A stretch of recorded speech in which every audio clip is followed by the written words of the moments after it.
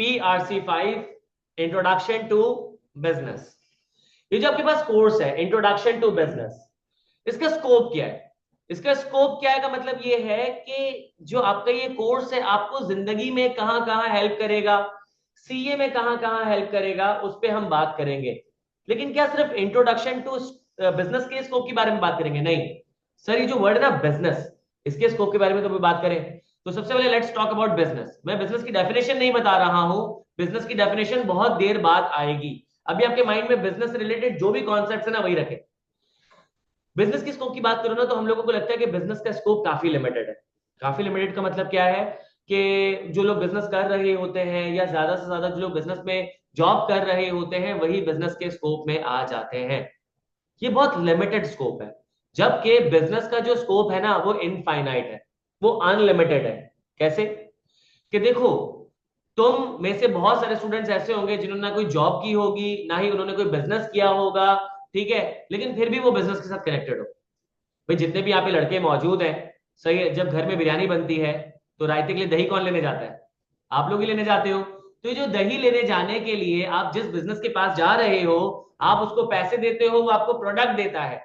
तो इसका मतलब ये है कि एज कस्टमर आप बिजनेस के साथ जुड़े हुए हो। सही है। या जो खवातीन होती है वो दर्जी को कपड़े देने जा रही होती है, तो दर्जी कौन है? वो बिजनेस पर्सन है, वो सोल प्रोप्राइटर है। सही, आप उसको पैसे देते हो, वो आपको ड्रेस स्टिच करके देता है। तो दिस इज व्हाट, ये एक बिजनेस एक्टिविटी है। तो आप सब भी बिजनेस के स्कोप में आ जाते हो। सर, इसके अलावा इसका स्कोप कहां पर है? यार बिजनेस ना शुरू से तुम्हारे साथ है और एंड तक तुम्हारे साथ रहेगा। जो मैं एग्जांपल देने जा रहा हूं थोड़ी सी अजीब सी बट देनी पड़ेगी बिजनेस का स्कोप समझाने के लिए। भाई जब तुम पैदा हुए थे ना तो जाके अम्मा से पूछना, अब्बा से पूछना कि हॉस्पिटल वालों ने बिल क्लियर करे बगैर मुझे दे दिया था आपको? बोलेंगे नहीं, उन्होंने बोला था कि बच्चा तब देंगे जब सारे बिल क्लियर कर दोगे। तो उन्होंने तुम्हें डिलीवर करने से पहले तुम्हारे पेरेंट्स से पैसे लिए और फिर बाद में पार्सल उन्होंने तुम्हें पहुंचाया। तो इसका मतलब ये है कि मेरी पैदाइश पे मुझ पे बिजनेस हो रहा है। सही है।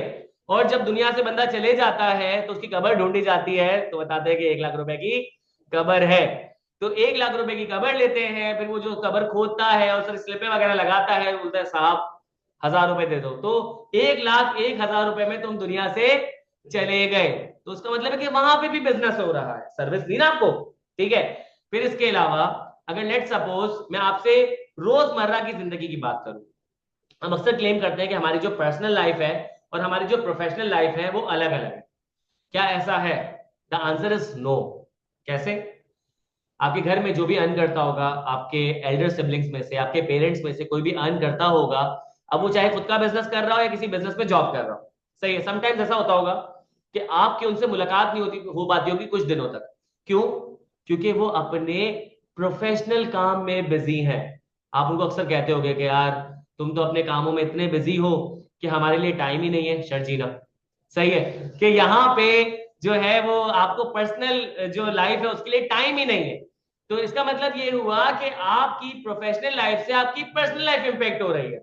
और ऑन द कॉन्ट्ररी क्या होता है कि किसी घर में शादी का इवेंट होता है तो बैक टू बैक इवेंट्स चल रहे होते हैं, तो एक बंदा कोई करता है 5-6 दिन छुट्टी ले लेता है। वैसे तो ऑर्गेनाइजेशन में उसको किसी उसकी किसी को जरूरत नहीं होती है, लेकिन जब वो शादी के लिए 5 दिन की छुट्टियां लेकर चले जाता है तो ऐसा लगता है कि दुनिया जहां का सारा काम उसी के ऊपर रखा गया था वो सारा काम पेंडिंग पे चले गया। तो बॉस फोन कर रहा होता है कि हाँ भाई तुम तो शादियों में बिजी हो गए हो, ऑफिस के काम की तुम्हें परवाह नहीं है। तो इसका मतलब ये हुआ कि आपकी पर्सनल लाइफ से आपकी प्रोफेशनल लाइफ इंपैक्ट कर रही है।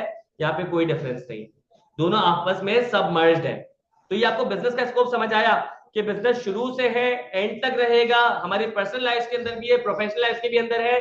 और हम लोग डेली बेसिस पे बिजनेसेस के साथ इंटरेक्ट कर रहे होते हैं। तुम लोग कहाँ बैठे हो? आईक्यू स्कूल ऑफ फाइनेंस में। आईक्यू स्कूल ऑफ फाइनेंस क्या बिजनेस है। तो बिजनेस के अंदर बैठ के बिजनेस का प्रोडक्ट तुमने परचेज किया, उसके तुमने पैसे दिए हुए हैं, तो इसका मतलब तुम यहाँ पे भी बिजनेस कर रहे हो। ठीक है। अब बात करेंगे इंट्रोडक्शन टू बिजनेस के स्कोप के। Sir once I am done with this course तो मुझे क्या फायदा होगा? पहली बात, आपका PRC 5 का पेपर पास हो जाएगा। ठीक है। दूसरी बात, आपका PRC कंप्लीट करने में भी हेल्प करेगा। तीसरी बात, ये वो पेपर है जो कि आगे की तरफ प्रोसीड करता है। PRC 5 जाता है कैफ 6 में। PRC 5 जाता है कैफ 6 में, MFA, managerial and financial analysis, उसकी तरफ ये जा रहा होता है। फिर एमएफए जाता है, स्कैप 6 जाता है, सीफैप 3 और 4, strategic business sorry strategic performance measurement, strategic performance measurement, और जाता है बीएफडी। ये दो पेपर्स की तरफ जाता है ये, सही है। उसके बाद सीफैप 3 और 4 से ये जाता है एमएसए 2 की तरफ, यानी कि सीए का आखिरी पेपर जो है उसका नाम है मैनेजमेंट। तो ये पेपर वहां तक जा रहा होता है। इंशाल्लाह once you become a chartered accountant, इंशाल्लाह बोल सकते हो, अच्छी चीज है, ठीक है। इंशाल्लाह once you become a chartered accountant, तो उसमें क्या होगा कि आपके पास कुछ ब्रॉड फील्ड्स होंगी जिनमें से आप एक चीज सेलेक्ट कर सकते हो। आप टैक्सेशन की तरफ जा सकते हो, नाम सुना होगा। आप ऑडिट की तरफ जा सकते हो, पॉपुलर है काफी, नाम सुना होगा। आप फाइनेंशियल अकाउंटिंग की तरफ, रिपोर्टिंग की तरफ जा सकते हो, सही है। आप इन्वेस्टमेंट की तरफ जा सकते हो, आप बिजनेस कंसल्टेंसी की तरफ जा सकते हो। किसकी कंसल्टेंसी? Business consultancy. तो ये कोर्स आपको हेल्प करेगा, ठीक है। सर इस लेवल पे क्या इसका स्कोप है? इस लेवल पे इसका स्कोप ये है कि जो बिजनेस की एक्टिविटीज आप कॉन्शियसली या सबकॉन्शियसली करते आए हो ना, आपको सिर्फ वही बताई जाएंगी। आपको मैं एक प्रोसेस बताऊंगा, आप बोलोगे यार ये तो मैंने प्रोसेस पहले कितनी बार किया हुआ है, उसका नाम है ये। तो आपको बिजनेस प्रोसीजर्स के ऑफिशियल नाम, टर्म्स मिल जाएंगे। यहां पे हम बहुत सारे बिजनेस जार्गन्स डिस्कस करेंगे, JARGON, बहुत सारे बिजनेस जार्गन्स डिस्कस करेंगे। जार्गन्स क्या होते हैं? इंडस्ट्री स्पेसिफिक वर्ड्स, कि कुछ वर्ड्स तुम देखोगे सिर्फ डॉक्टर्स बोल रहे होते हैं, तो जो मेडिकल इंडस्ट्री है उसमें वर्ड्स बोले जा रहे होते हैं। कुछ वर्ड्स लॉयर्स बोल रहे होते हैं, सही है।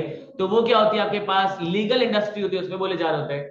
कुछ वर्ड्स चार्टर्ड अकाउंटेंट्स बोलते हैं, तो चार्टर्ड अकाउंटेंसी के कुछ वर्ड्स बिजनेस में बोले जाते हैं, कुछ वर्ड्स बिजनेस में बोले जाते हैं, सही है। हम लोग यूजुअली क्या बोलते हैं कि भाई हमने कोई ट्रांजैक्शन परफॉर्म की, या हमने कोई ट्रांसपोर्टेशन का जो हमें बिल आता है, हम क्या बोलते हैं? बिल कहते हैं, इनवॉइस कहते हैं, सही है। जो सी ट्रांसपोर्टेशन होती है ना, उसके लिए वर्ड यूज होता है बिल टी। क्या होता है? Bill T. तो सर टी क्यों लगा है पता नहीं, उनका अपना कोई जार्गन होगा। दे यूज बिल टी, बिल की जगह, इनवॉइस की जगह क्या यूज करते हैं? बिल टी वर्ड यूज करते हैं। इसी तरीके से अगर मैं बात करूं, मेडिकल की बात करूं, तो मेडिकल में क्या होता है कि अक्सर लोगों को जो ना वो थ्रॉट इन्फेक्शन हो जाता है, सही है, या कोई भी उनको ऐसा इन्फेक्शन हो जाता है कि जिसकी हम एक एंटीबायोटिक लेते हैं जिसको हम ऑगमेंटिन कहते हैं। ऑगमेंटिन के नीचे ब्रैकेट में उसका फॉर्मूला लिखा होता है, मुझे अब इसका फॉर्मूला याद नहीं आ रहा, लेकिन जो फॉर्मूला है ना, उस फॉर्मूले में आपके पास 10 दवाइयां बनी होगी। हमें याद क्या है? ऑगमेंटिन, क्योंकि वो हमारे लिए वर्ड है। जो फॉर्मूला है वो क्या है? उनके लिए वो जार्गन है, वो लोग यूज करते होंगे, सही है। पैराडॉल का आप लोगों को पता होगा, पैरासिटामोल, सही है। तो पैरासिटामोल क्या है? जार्गन है, लेकिन वो कॉमन हो गया तो वो जार्गन रहा नहीं है। इसी तरीके से बिजनेस में बहुत सारे जार्गन होते हैं। मैंने आप लोगों से कहा कि अगर आप लोगों ने सक्सेस हासिल करनी ना बिजनेस में, तो आप लोगों ने अपनी रेपॉर बेहतर करनी होगी। क्या? रेपॉर, RAPPORT, RAPPORT। अब स्पेलिंग से तो लग रहा है कोई रिपोर्ट वगैरह सबमिट करनी होगी, तो इट्स नॉट रिपोर्ट। और अगर इसकी स्पेलिंग को ही मैं प्रोनाउंस करूं, इट्स नॉट रैपॉर्ट, सही है। ये रैपॉर्ट नहीं है, दिस इज रैपॉर्ट। रैपॉर्ट का मतलब क्या होता है? रिलेशनशिप, बॉन्डिंग, अंडरस्टैंडिंग बेहतर करनी। तो मैं अगर आपसे कह रहा हूं कि अगर आपने बिजनेस में ग्रो करना है तो अपने रैपॉर्ट बेहतर करने का मतलब क्या है? आपने अपने रिलेशनशिप बेहतर करनी। मैंने आप लोगों से कहा कि यार आप लोग सबसे पहले काम ये करो कि PRC 5 की बुक को प्रोक्योर करके ले आओ। क्या मतलब हुआ इसका? हाँ, परचेज करके ले आओ। सर ऐसे बोले ना, तो बिजनेस में हम परचेज डिपार्टमेंट नहीं कहते, हम कहते प्रोक्योरमेंट डिपार्टमेंट।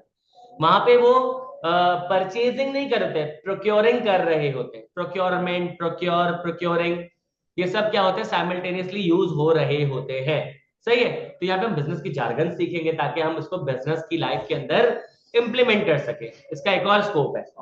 वालेकुम अस्सलाम।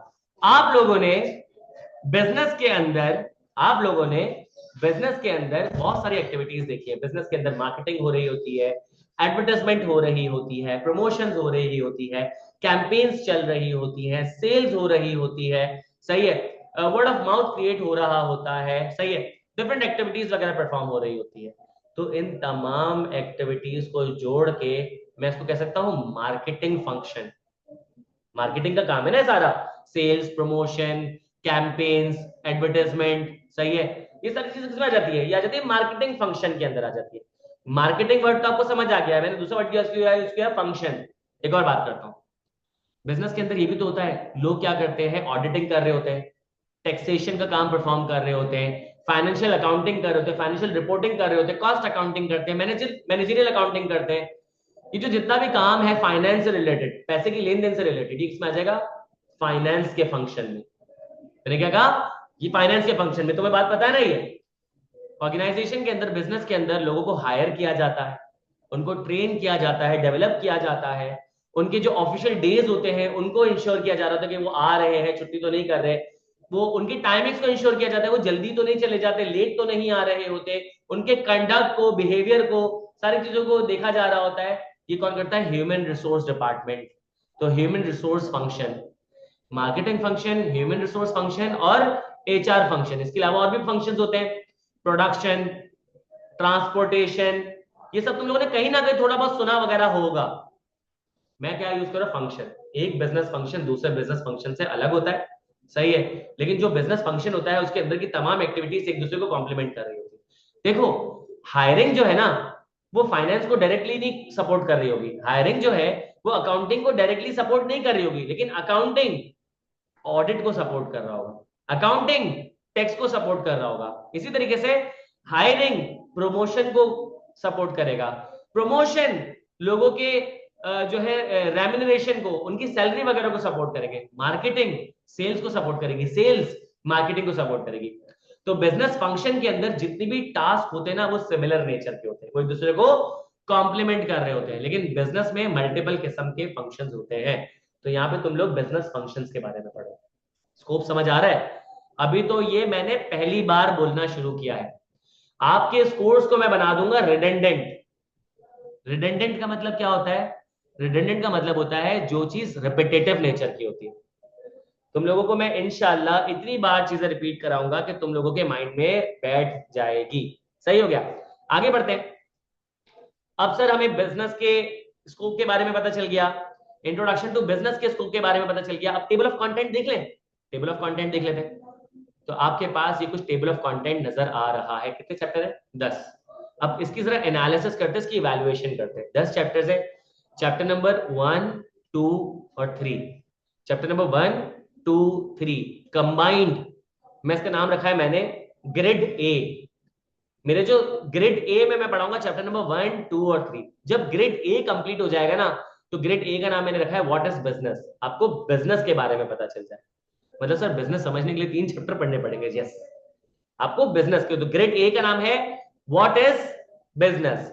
Chapter number 4, 5, 6, 7, 8, 9 combined, they are called what are business functions. जरा एक नजर देखो तो सही। Sources of business, finance. कौन सा फंक्शन होगा? फाइनेंस का फंक्शन होगा। इंफॉर्मेशन सिस्टम, इंफॉर्मेशन सिस्टम से मिलता जुलता क्या फ्रेज है? Information technology. इंफॉर्मेशन टेक्नोलॉजी में क्या होता है? कंप्यूटर, लैपटॉप, सीसीटीवी, नेटवर्किंग, सही, ये सारी चीजें आती हैं। तो यहाँ पे कौन सा बिजनेस फंक्शन है? आईटी का, सही है, कंप्यूटर्स का। इसके बाद आपके पास है बिजनेस एथिक्स, ये अभी मैं बाद में समझाऊंगा, इसको जरा स्किप करते हैं। फिर आ रहा है मार्केटिंग कॉन्सेप्ट, किसका फंक्शन है? मार्केटिंग का। फिर क्या है? ह्यूमन रिसोर्स स्ट्रेटेजीज, किसका फंक्शन है? ह्यूमन रिसोर्स का। चैप्टर नंबर 9 बिजनेस ऑपरेशंस, किसका फंक्शन है? ऑपरेशंस का। आप लोगों ने ऑपरेशंस और एथिक्स इससे पहले शायद ना सुना हो, जरा एथिक्स की बात कर लेते हैं। एथिक्स का मतलब क्या होता है? कि मुझे सही और गलत में फर्क पता हो। तो सर ये बिजनेस के लिए क्यों इंपॉर्टेंट है?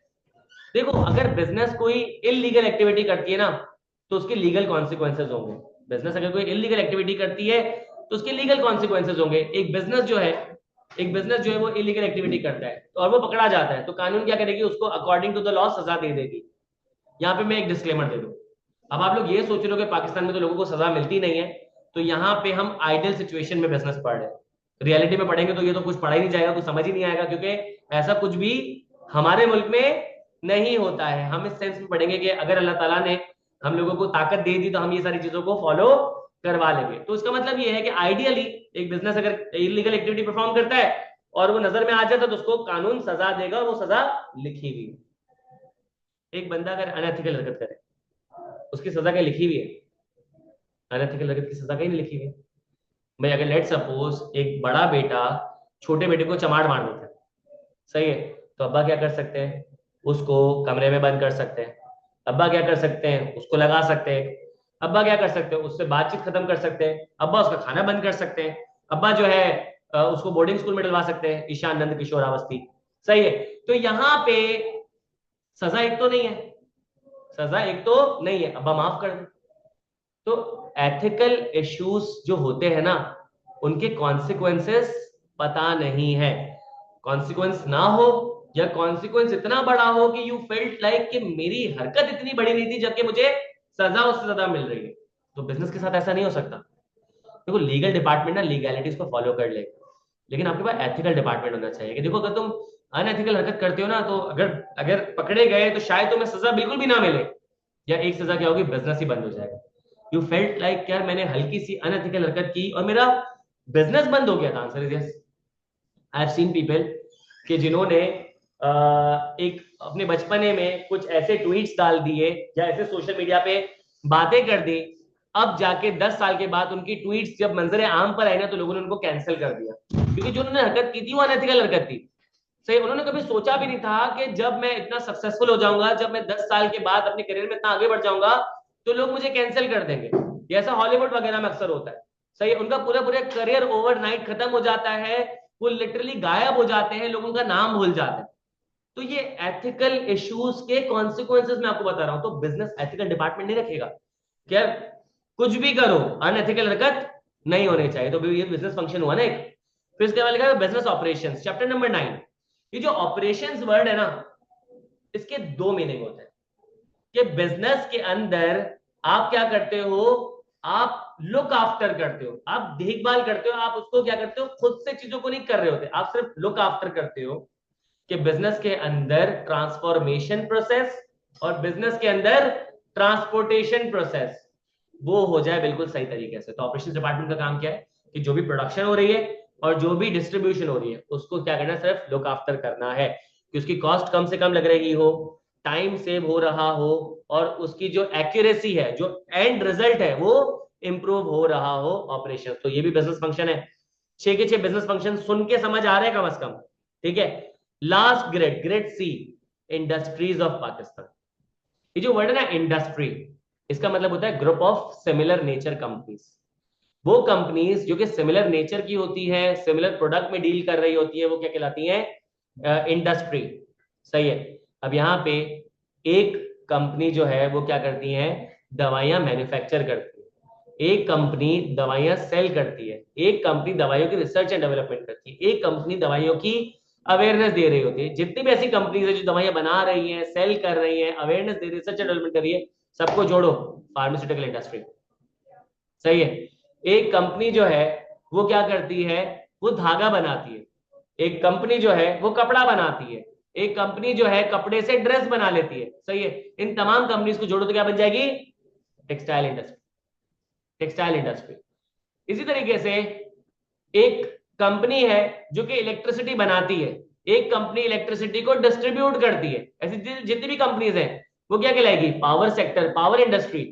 सही है। इसी तरीके से कुछ कंपनीज क्या करती हैं, माइनिंग करके रिसोर्सेज, मिनरल रिसोर्सेज हासिल करती है, कुछ क्या करती है उनको रिफाइन करती है, कुछ उनको सेल कर रही होती है। इन कंपनीज को मिला दो तो क्या बन जाएगी, ये श्योर, वो क्या कहलाएंगी, वो आपके पास कहलाएंगी oil and gas exploration industry. आपको समझ आया। तो चैप्टर नंबर 4 में बाय द वे हम ये चारों इंडस्ट्रीज ही पढ़ेंगे। ओवरव्यू मिल गया चैप्टर्स का। ग्रेड ए में 3 चैप्टर, ग्रेड बी में 6 चैप्टर और ग्रेड सी में 1 चैप्टर। तो ये हमारी सेग्रीगेशन होगी कोर्स की। सही है। पेज नंबर लिखे राइट साइड पे। चैप्टर नंबर 1 कहां से शुरू हो रहा है, पेज 1 से। Why am I not surprise, ऐसी बात है, चैप्टर नंबर 1 पेज नंबर 1 से शुरू होगा, ठीक है। लेकिन चैप्टर नंबर 10 जो है वो शुरू हो रहा है 171 पे, तो खत्म भी तो कहीं होगा, वो खत्म हो रहा है 190 पे।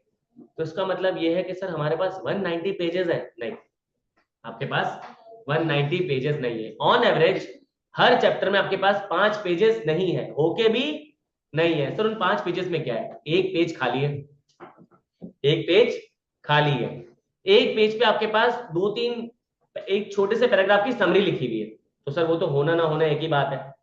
2 पेजेस पे आपके पास एमसीक्यूज दिए हुए। सही, कितने हो गए, 4 हो गए। एक पेज पे आपके पास एमसीक्यू के आंसर है, 5 हो गए। तो इसका मतलब ये है कि आपके पास 190 पेजेस नहीं बचे। कितने बचे, कितने बचे, 140। 140 पेजेस की नन्ही मुन्नी सी मासूम नादान ये बुक है। सही है। अगर मैं आपकी जगह होता, अगर मैं आपकी जगह होता तो मैं क्या करता, मैं इस बुक को 10 दिन के अंदर रीड कर देता हूं। कैसे? एक दिन में 14 पेजेस, 10 दिन में 140। सर मैंने 10 दिन में रीड कर लिया तो मुझे क्या क्या मसले आ सकते हैं? मैं बहुत स्लो चल रहा हूं क्योंकि आज मुझे ग्राउंड सेट करना है। सही है। अगर मैं एक दिन में 10 पेजेस रीड कर लूंगा तो क्या होगा? सबसे पहले मसला ये आएगा कि मुझे कुछ समझ ही नहीं आएगा। ना समझ आए, मैं पहले ही बता रहा हूं, समझ नहीं आएगा तो सर क्यों पढ़वा रहे हैं? सही है। अगली रीडिंग के लिए एक दफा आपने रीडिंग कर लिया 10 पेज 10 चैप्टर्स, आप फिर से आओगे chapter number 1, page number 1, line number 1, word number 1 पे, वहां से रीड करना शुरू करोगे ना। अब जब आप रीड करना शुरू करोगे तो पहली बात, जो पहली बार आपको समझ आ गया था, लेट सपोज आपने पहली बार रीडिंग की, आपको 40% चीजें समझ आई, 60% नहीं आई। जो 40% समझ आ रहा था वो क्या होगा? रिकॉल हो जाएगा। अब पिछली बार शायद कोई चीज आपसे छूट गई हो, हम रीडिंग कर रहे होते हैं तो हमारा सिलेक्टिव परसेप्शन लग रहा होता है। सिलेक्टिव परसेप्शन कि मेरा दिमाग जो मुझे पढ़वाना चाहता है वो मैं पढ़ लेता हूं और कुछ मिस हो जाता है। इस बार शायद वो भी नजर में आ जाए, तो इस बार आपको वो भी समझ आना शुरू हो जाएगा। तो आपको जो चीज आपने पिछली बार नहीं पढ़ी थी, अगर वो भी 10% डाल दो तो 40 से कितना हो जाएगा? 50%। तो सर दूसरी बारी में मुझे क्या 50% समझ आएगा? नहीं, उससे ज्यादा। कैसे? दूसरी बारी में एक तो आपने वो चीजें जो इग्नोर कर दी थी आप वो भी पढ़ ली, और दूसरा आप चैप्टर नंबर 1 पढ़ रहे थे तो पिछली बार आपको चैप्टर नंबर 2, 3, 4, 5, 6, 7, 8, 9, 10 में नहीं पता था क्या था। अब जब आपने चैप्टर नंबर 2 से लेके 10 तक पढ़ लिए तो चैप्टर नंबर 1 में वो बातें जो चैप्टर नंबर 3, 10, 7 में आई हुई थी वो अब आपको मिल गई। तो अब आपकी कनेक्टिविटी बनना शुरू हो गई, लिंकेजेस क्रिएट होना शुरू हो गए। अब आपका माइंड क्या करेगा? चीजों को जोड़ना शुरू कर देगा। चैप्टर नंबर 3 के अंदर बहुत सारी बातें ऐसी जो चैप्टर नंबर 9 पढ़ोगे तो समझ आएगी। तो तुम लोगों ने क्या कर ली? रीडिंग कर ली, तो इस बार तुमने तकरीबन समझो कि 60% कंटेंट को कवर कर लिया। 60% कंटेंट को कवर कर लिया। सर इस बार जब आप रीडिंग करोगे ना तो आपकी स्पीड थोड़ी सी तेज हो जाएगी। अगर लेट सपोज पिछली बार आपने 10 दिन में बुक कंप्लीट की थी, अगर आपकी स्पीड 20% बढ़ गई तो कितने दिन में रीड कर लोगे? 8 दिन में। तो यहाँ पे आपके पास 18 दिन में 2 दफा बुक कंप्लीट हो गई है। फिर तुम तीसरी बार आओ। अब मैं बताऊं ना, लिटरली तीसरी बार आते हुए ना तुम लोगों को लग रहा होगा कि मैं क्या कर रहा हूं, मुझे समझ नहीं आ रहा, हट रही होगी, लेकिन कोई मसला नहीं। फिर तीसरी बार रीड करो। अब तीसरी बार रीड करोगे ना तो पता क्या बनेगा? तुम्हारा माइंड और आई का कांटेक्ट बनेगा। माइंड और आई का कांटेक्ट, क्योंकि तुम्हारा माइंड आंखों को बताएगा कि यार ये एरिया इंपॉर्टेंट है, इसको पढ़ो और इसको स्किप मार दो। सही है। तो वहां पे तुम्हारी स्पीड और बढ़ जाएगी। सही है। तो तुम्हारी अगर लेट्स सपोज स्पीड 50% हो जाती तो पहली बार में कितनी बार में पढ़ा था? 10 दिन में। इस बार 5 दिन में। 18 में 5 जोड़ो कितने हो गए? 23। 23 दिन के बाद आपके पास 3 बार बुक कंप्लीट हो चुकी होगी। उसके बाद चौथी बार बुक खोलो। सही है। मैं गारंटीड कह रहा हूं, मैं गारंटीड कह रहा हूं एक दिन में बुक रीड हो जाए। एक दिन में इससे हुआ क्या? पहली बार जो रीडिंग होती है ना वो क्या कहलाती है? वो कहलाती है स्केमिंग। स्केमिंग। आपने देखा होगा कि जो मिल्क शॉप होती है उसमें आपके पास कच्चा दूध रखा होता है और एक जगह ना चूल्हे पे दूध बॉईल हो रहा होता है। जब बॉईल हो जाता है तो उसमें एक मलाई की लेयर आती है, उसको क्या करते हैं? उठाते हैं और साइड में रख देते हैं। उसके बाद दूसरी, तीसरी, चौथी, फिर क्या होता है? वो पूरा मिल्क जो है वो एवेपोरेट हो जाता है और आपके पास मलाई आ जाती है। सही है। मुझे एक बात बताओ कि मलाई ज्यादा थिक होती है या फिर मिल्क? मलाई। तो यहाँ पे पहले जो आप एक्टिविटी करते हो कहलाती है स्केमिंग। क्या कहलाती है? स्केमिंग। आप layer by layer, word by word, concept bye concept read कर रहे होते हो, तो इट टेक्स टाइम। तभी आपको 10 दिन लगे थे बुक को रीड करने में। अगली बार जो आप रीडिंग करोगे ना वो स्किमिंग नहीं होगी, होगी स्कैनिंग। स्कैनर क्या करता है? यूं यूं यूं, कुछ कुछ इग्नोर नहीं करता, रीड पूरा करता, लेकिन स्पीड में रीड करता। अगली बार क्या होगी? स्कैनिंग। सही है। तो उसमें आपकी तभी स्पीड 20% बढ़ गई थी। तीसरी बार पता क्या होता है? स्किपिंग। आप में से कोई रस्सी कूदता है? कोई रस्सी कूदता है? सही है। तो स्किपिंग में क्या होता है कि आप स्टेप्स को स्किप कर रहे होते हो। तो स्किपिंग में क्या होगा कि आपका माइंड आंखों को बताएगा कि यार ये अनइंपॉर्टेंट एरियाज को स्किप कर दो। फिर चौथी, पांचवी और फिर आपकी मर्जी है, 4 दफा तो आप लोगों ने रीड करनी। फिर पांचवी दफा रीड करोगे तो बस क्या होगा? स्किपिंग तेज होगी। तीसरी के बाद क्या होगा? स्किपिंग बढ़ती चली जाएगी। मैंने लोगों को रस्सी कूदते हुए देखा है कि 2 दफा रस्सी गुजारते फिर कूदते। सही है। तो उनकी क्या हो रही है? स्किपिंग ज्यादा तेज हो रही है। अगर तुम लोगों ने, मैं बड़ी बात नहीं कर रहा, बहुत से लोगों ने यहाँ पे फीस नहीं पे की होगी, डेमो क्लास क्लियर होगी, लेकिन मैं बात कर रहा हूँ क्योंकि मैं जेन्युइन बात करता हूँ। अगर तुम लोगों ने इस बुक को 4 बार रीड कर लिया, इस बुक को 4 बार रीड कर लिया, you don't need a teacher for ITB. तुम्हें आईटीबी के टीचर की नीड नहीं है, शर्त 4 बार रीडिंग करना। शर्त 4 बार रीडिंग करनी है, ईमानदारी से रीडिंग करनी है, ठीक है।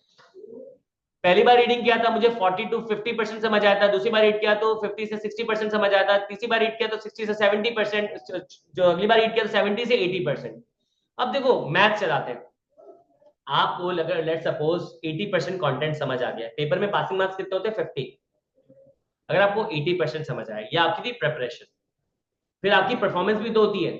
लेट सपोज अगर आपकी परफॉर्मेंस है 80%, तो 80 का 80% कितना होता है, आंसर है 64। 80 का 80% कितना होता है आंसर 64। तो एक पासिंग के लिए कितने मार्क्स चाहिए थे 50, हो गए पास। अगर तुम्हारी तैयारी है 70%, 70 का 70 कितना होता है 49,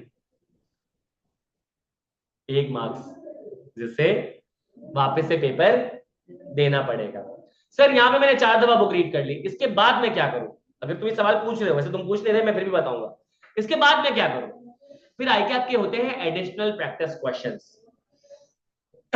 एडिशनल प्रैक्टिस क्वेश्चन, हर चैप्टर के एडिशनल प्रैक्टिस क्वेश्चन आईकैप ने दिए 50, जो कि इजी से डिफिकल्ट लेवल तक वेरी करते हैं। अगर आप उन एडिशनल प्रैक्टिस क्वेश्चंस को सॉल्व करो ना पर चैप्टर, ऑन एवरेज 50 में से 35 एमसीक्यू सही हो रहे हैं, यानी कि 35 40 35 40, तो उसका मतलब है तुम जाके पेपर पास कर सकते हो। सर 50 क्यों सही नहीं हो रहे? क्या ये इंटरमीडिएट है? क्या ये इंटरमीडिएट है? ये सीए है। तुम्हारे 50 एमसीक्यू सही नहीं हो सकते, मेरे नहीं होते। मेरा सबसे खराब रिजल्ट जो है वो है 38 एमसीक्यू सही हुए, सबसे अच्छा रिजल्ट है पूरे के पूरे सही हो गए, लेकिन वो कितने चैप्टर में, दो चैप्टर में मेरे पूरे पूरे 50 एमसीक्यूज सही है। किसी में मेरे 40 सही थे, किसी में 45 सही थे, किसी में 43 सही थे। बट अगेन बात ये सब्जेक्टिव पेपर है, ये साइंस नहीं है कि जो लिख दिया वो लिख दिया। यहाँ पे आपके कॉन्सेप्ट, आईकेप के कॉन्सेप्ट कॉन्ट्राडिक्ट कर सकते, कितने करेंगे यार? 2 एमसीक्यूज, 5 एमसीक्यूज, 10 एमसीक्यूज। 10 एमसीक्यूज भी गलत करने का मकसद है 80% रिजल्ट, क्योंकि 50 एमसीक्यूज होते हैं, हर एमसीक्यू के 2 मार्क्स, तो टोटल 100। कितने सही करने? 25। कितने चाहिए? 50। सिंपल है यार।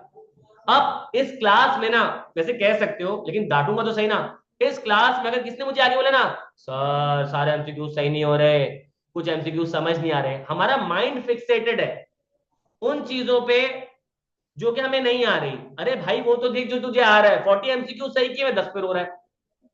वो इसलिए हमें आदत है, हमारी आदत क्या है कि पेपर हमारे सामने आएगा ना तो हमें पेपर पूरा समझ आना चाहिए। सही है, ये इंटरमीडिएट नहीं है कि हर बार गालिब ही आएगा।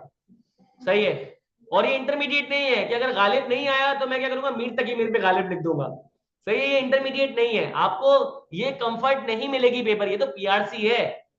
अभी जो ऑडिट का पेपर होता है कैफ 8 का, उसमें एक चैप्टर से पूरा पेपर बना दिया जाता, क्या करोगे? किसी ने बोला चलो यार ये पेपर, ये चैप्टर छोड़ देता हूं, बाकी मेरी तो 90% तैयारी, पेपर पास कर लूंगा, सोचो उसका क्या हुआ होगा। 4 मार्क्स से लोग 4 मार्क्स आए पेपर में, जिन्होंने 100 मार्क्स का पेपर किया था कितने मार्क्स आ रहे हैं? 4। सर ग्रामर की 10 मार्क्स देते थे, 4 मार्क्स आ रहे। तो ये तुम मत सोच के जाओ, अगर ये कंफर्ट लेके जाओगे ना माइंड में कि नहीं यार मेरा तो पेपर 100% आने चाहिए, तो पेपर पास नहीं होगा। सही है, तो मैंने आज तुम्हें बिजनेस का स्कोप बताया, इंट्रोडक्शन टू बिजनेस का स्कोप बताया, मैंने तुम लोगों को ये बता दिया कि आपके पास जो 10 चैप्टर्स हैं वो क्या है, मैंने आपको पेज नंबर बता दिए, मैंने आपको रीडिंग बता दी यार। और ये सिर्फ रीडिंग आईटीबी में काम नहीं आएगी।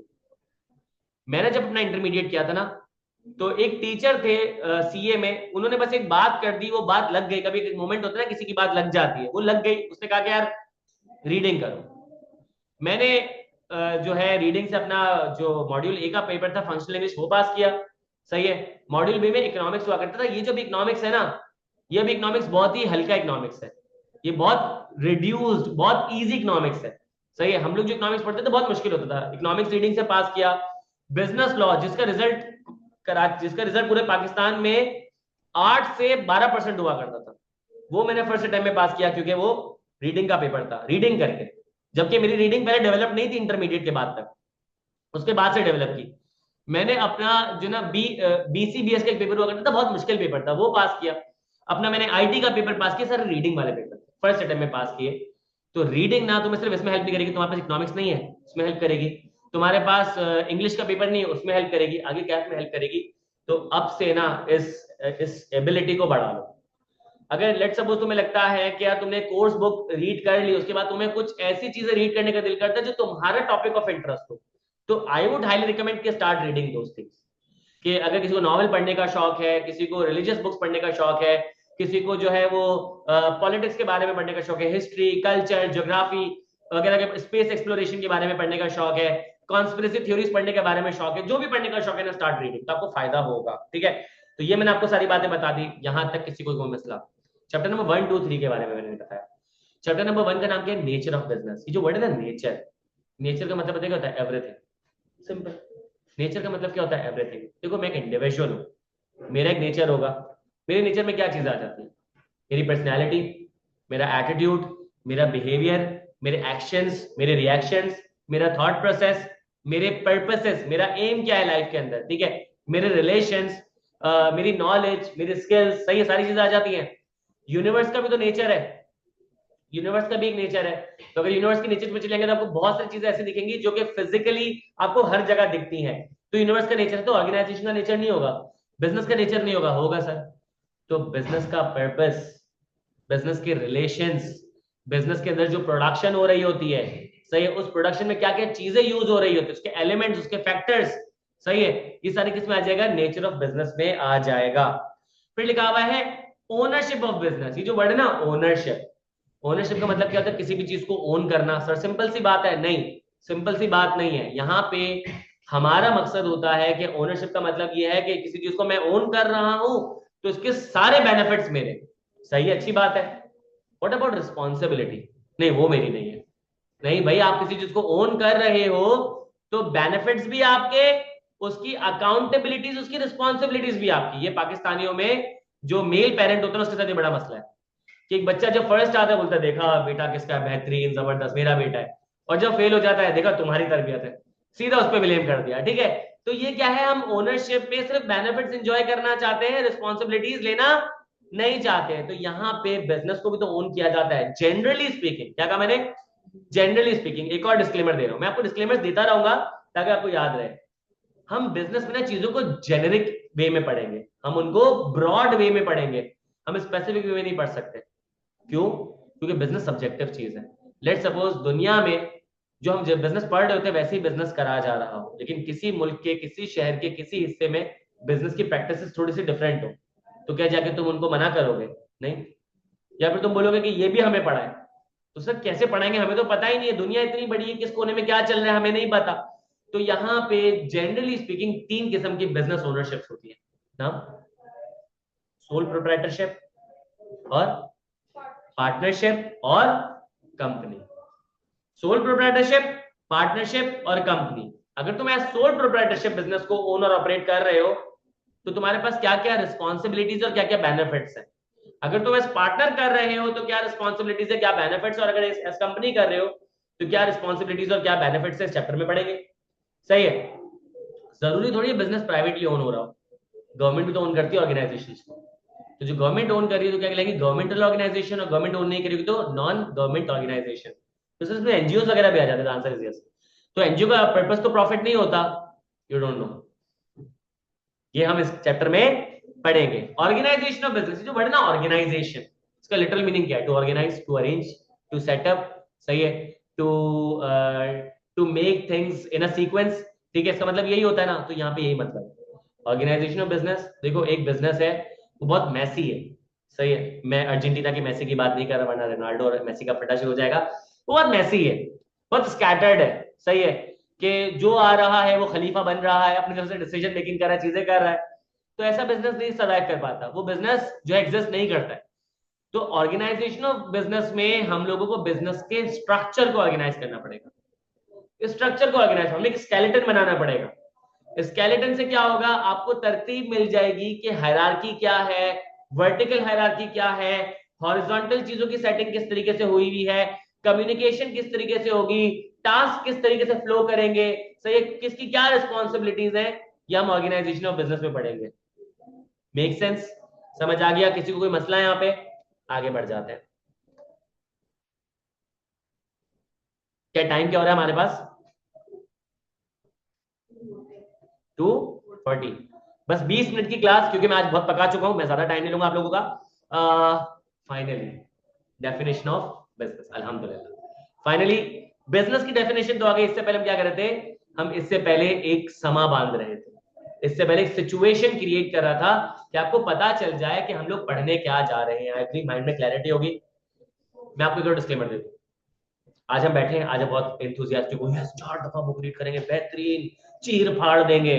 क्लास के जब बिल्कुल एंड सेशन बैठूंगा कि बच्चों क्या रीडिंग कर ली है, 1 दफा बुक रीड कर ली है, 1.5 बार कर ली है, तो 1.5 बार क्यों किया, अभी वो चल रही थी उसी बात, तो हो गया ऐसा। बट उसके बावजूद भी you can pass the paper. लेकिन एक बात बताऊं, हम लोगों का एज अ कॉम एक मसला है, हमारी जो अप्रोच ना वो रिएक्टिव अप्रोच है, प्रोएक्टिव अप्रोच नहीं है। एग्जाम्पल देता हूँ और सब रिलेट करोगे। बिल आया 1 तारीख को, डेडलाइन क्या है 10 तारीख, अरे 10 दिन है, टेंशन ही नहीं है, सही है। 5 दिन गुजर गए, अरे 5 दिन है, टेंशन नहीं, 1 दिन, अरे 1 दिन है, कोई मसला नहीं, अगले दिन आखिरी दिन आ गया, ठीक है, अरे अभी तो 9 बज रहे हैं, बैंक तो वैसे भी 4 तक खुले होते, टेंशन नहीं। जैसे ही 3:30 बज गए, अरे ऑनलाइन ऑप्शन तो है, कोई मसला नहीं, रात के 12 बजे तक का टाइम हो गया। फिर जैसे क्या हुआ कि 11 बज गए, अरे अभी तो 55 मिनट है, जैसे 11:55 हो गए, अब तो करना है, अब तो करना है। जैसे ही ऐप खोली, लिखा रहा है कि सिग्नल्स डाउन या नेटवर्क डाउन, चलो भाई 12 बज के लग गए, 3,000 रुपए की पेनल्टी। तो हम लोगों की आदत है रिएक्टिव अप्रोच की, हम रिएक्ट करते हैं, जबकि हमारी अप्रोच होनी चाहिए प्रोएक्टिव अप्रोच, पहले से ही एक्शन ले लो। सही है, तो सर क्या मतलब 1 तारीख से जाके पहले बिल भरते हैं? नहीं, आपने पैसे अरेंज करके रखने हैं कि आपको पता होगा कि भाई इतने यूनिट तकरीबन मेरे बने हैं, तो मोर और लेस इतना बिल बनेगा। लेट सपोज आपने सोचा था कि यार लेट सपोज मेरा 50,000 का बिल बनेगा, आज का तो चल रहा है ना, सही है। फिर क्या होगा कि आपने जो सोचा था उससे नजदीक बिल आएगा 90,000 रुपए के, इलेक्ट्रिक है ना, उन्होंने यूनिट पे पैसे ज्यादा बढ़ा दिए, तो मजाक कर रहा हूं, तो 50 की जगह 55 आ जाएगा। आपने 5 जोड़े, 1 तारीख को जाके पेमेंट कर दी। तो अरेंज कहां से करूं, कितने पैसे होंगे, क्या होगा, पहले से सोचो, अरेंज करो और सबमिट कर दो, ताकि बाद में मसले मसाइल ना हो।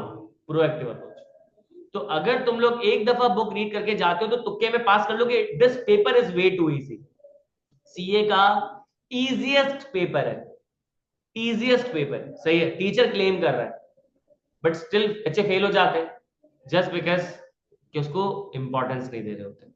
तो प्लीज इसके बारे में जरा अवेयरनेस रखिएगा। डेफिनेशन ऑफ बिजनेस पहली लाइन में लिखी हुई है, a business is an organisation, a business is an organise, लिखी हुई है, स्टडी टेक्स्ट मिल जाएगी तुम लोगों को, टेंशन नहीं।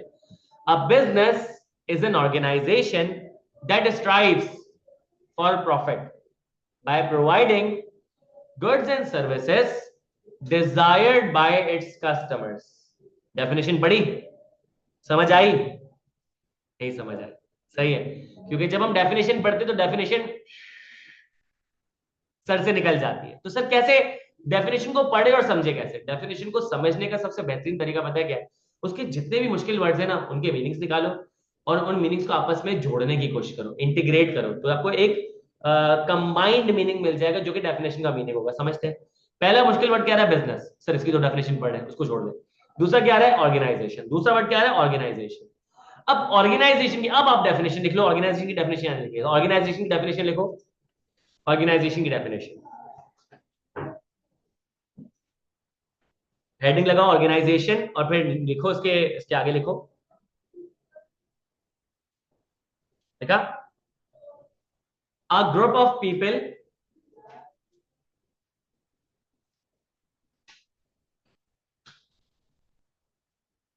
a group of people, सही है, working together,